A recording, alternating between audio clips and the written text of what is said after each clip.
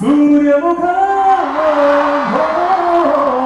ഇനിയൊരു പുതിയ മുഖം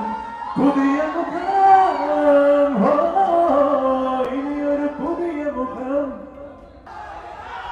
ഓ ആ രണ്ടുപേരും പാട്ട് അത് വേണ്ടത്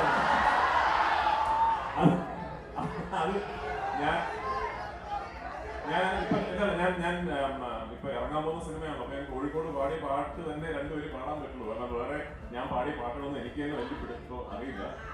എല്ലാവർക്കും കേൾക്കുന്നത് ആ രണ്ടുപേരും പാടാൻ തോന്നുന്നു. അതെ പുതിയ